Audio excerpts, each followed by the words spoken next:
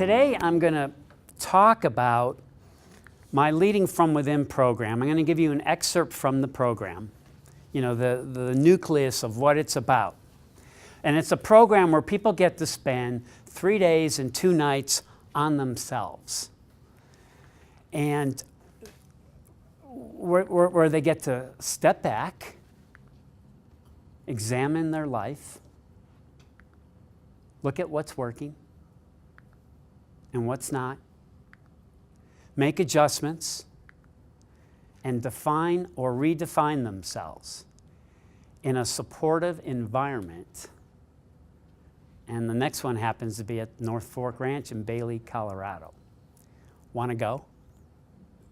The truth is when do you take time for yourself, by yourself, to really step back from life like a timeout and look at what's working, what's not, as if you're a coach, and tweak whatever you need to tweak and then get back into the game of life?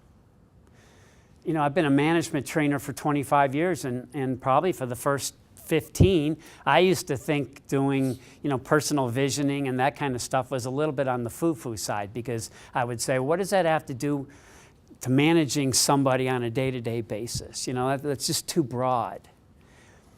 But what I've learned over the years is that it has everything to do with it. It has everything to do with how you show up in all your relationships, whether you're consistent or inconsistent, whether you know yourself or you don't, whether you're reactionary or you're stable. And so it actually is the kind of work that's worth taking the time to do.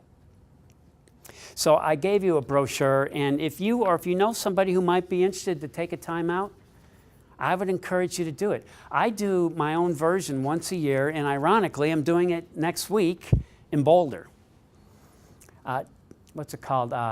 Chautauqua Park. I rented a little house.